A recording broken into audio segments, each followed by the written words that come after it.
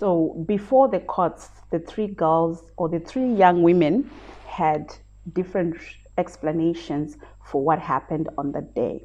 According to Sandra, they were just messing around. They were just playing and fooling around with the pastor. They didn't realize that he actually took it serious, and he even went on to make a police report, because according to her, it was just a prank. It was meant to be a prank, a practical joke, and it was not meant to be anything that the pastor then said it was.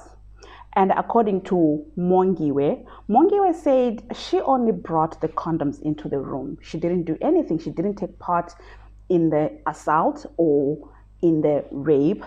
She only brought the condoms and she went out of the room. However, Ria had a lot to say. Ria said she was trying to fix the pastor. Why?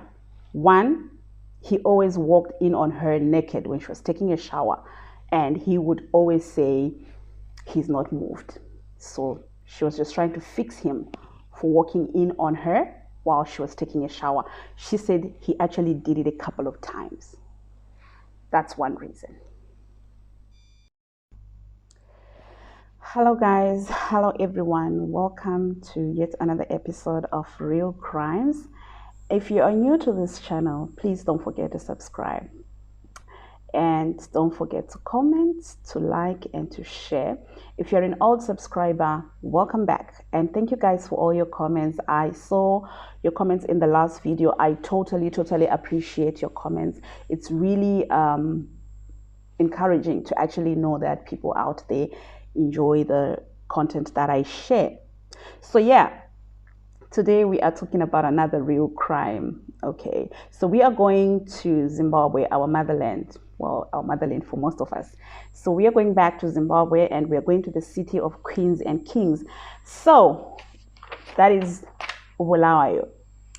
And the year is 2017. So in 2017, July, Bulawayo was shaken by a case that came before the courts, a case of a pastor being raped by 3 women.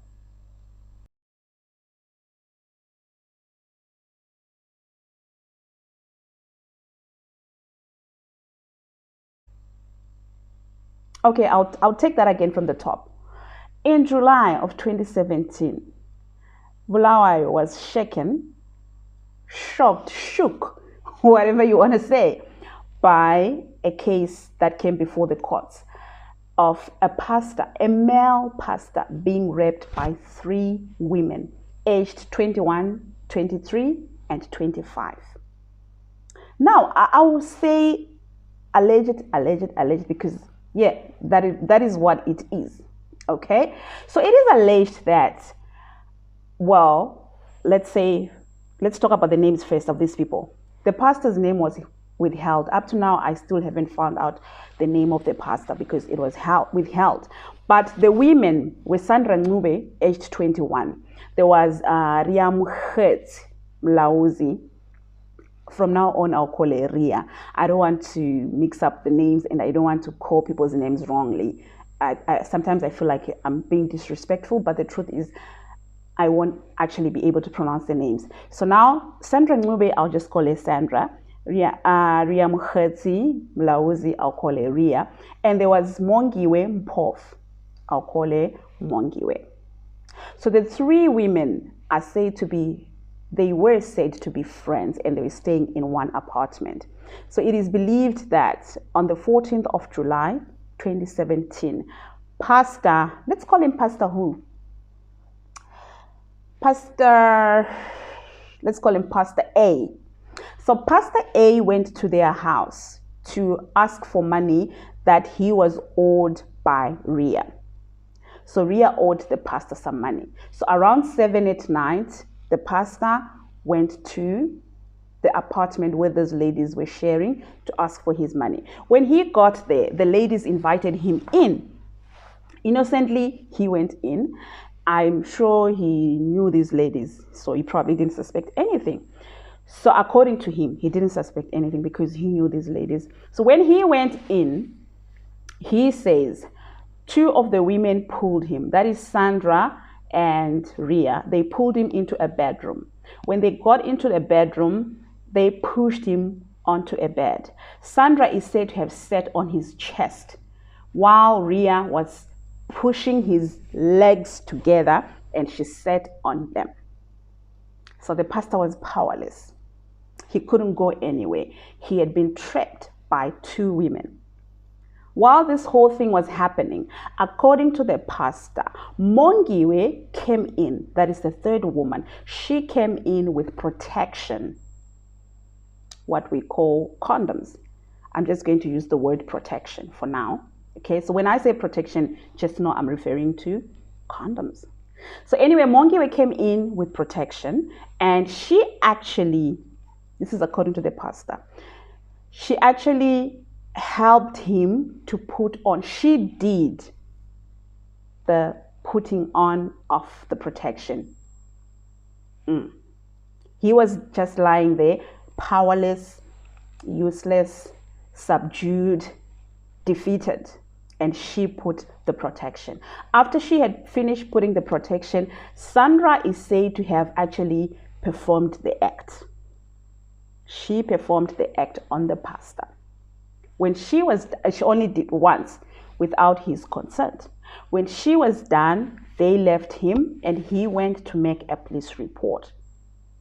So fast forward, the girls have been arrested. The girls are now being taken to court. Now they're in the courtroom before a magistrate.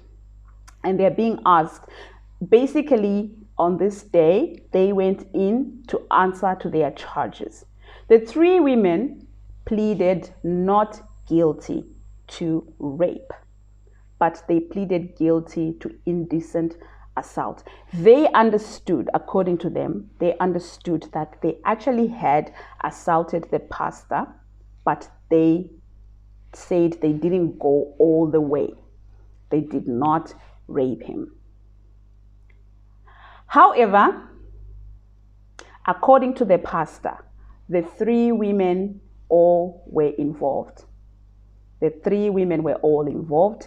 The two were actually like holding him hostage. They were holding him down. They were making him powerless, while the third one, Sandra, was doing the act. Now, I don't know how far this act went. Did it go as far as him being able to release himself, or when Sandra was content, she let him go? I didn't get that part. Whether he was content or it was just her being content and then they let him go. I don't know. I don't know the details there. But anyway, in court, these women, their charges were read out. Their charges actually were rape. And I'm not sure if there was some assault there, but they pleaded not guilty to rape and they pleaded guilty to indecent assault. So probably the charges came together. Very interesting. However, the women had different things to say about that night.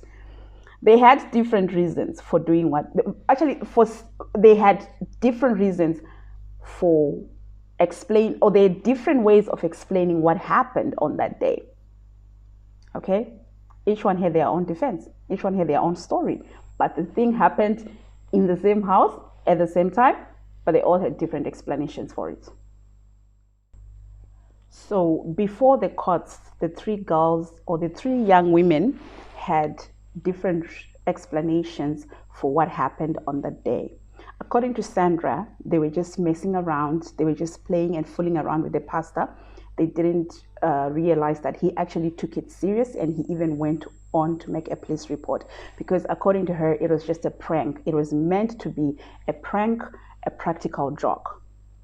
And it was not meant to be anything that the pastor then said it was. And according to Mongiwe said she only brought the condoms into the room. She didn't do anything. She didn't take part in the assault or in the rape. She only brought the condoms and she went out of the room. However, Ria had a lot to say. Ria said she was trying to fix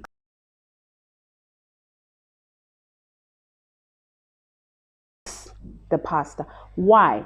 One, he always walked in on her naked when she was taking a shower, and he would always say he's not moved. So she was just trying to fix him for walking in on her while she was taking a shower. She said he actually did it a couple of times. So according to Ria, the second reason why she was involved in this whole thing with the pastor was she wanted to show him that he is a man. Because apparently, whenever the pastor walked in on her taking a shower, he would say he is not moved. He is a man of God. He cannot be aroused by that because he is a man of God. He doesn't think about those things. But on that day, she decided that she wanted to prove to him that, yes, you are a man of God, but you are a man like anybody else. So she said she wanted to prove to him that she was capable of arousing him. And she says when she touched him, indeed, he was aroused. That's all that she wanted to prove, nothing else. She said she didn't mean to go all the way. She didn't want the act to go all the way. She just wanted to prove that and to let him go. It was Sandra's idea to let it go all the way. But her idea was just to prove to him that you are a man, you have feelings, you are not extraordinary. Yes, you're a man of God, but you have feelings like anybody else. So when he got aroused, she was satisfied and she was okay with that. But Sandra then went all the way. That was probably her own thoughts. So the three women had different versions. Now my question is, if they are pleading not guilty to rape, but they are pleading guilty to indecent assault, and Ria is saying that she never meant to go all the way, she never meant for this whole thing to go all the way, and then Sandra decided to go all the way, isn't she like throwing Sandra under the bus? Isn't that an admission that indeed the pastor was raped? Wasn't that an admission on its own? I don't know. But I felt like Ria kind of threw Sandra under the bus, and there was actually an admission that indeed the pastor was raped, though it was never their intention. Now my question also is, was this whole thing planned? Did they really plan that when he comes, this is what we're going to do to him to prove to him that he is human? We have to do this and we have to do that. Was it planned, or was it like in the heat of the moment? I have no idea. Why do they have protection in the house? Does it sound like it was a planned thing because already there was protection in the house?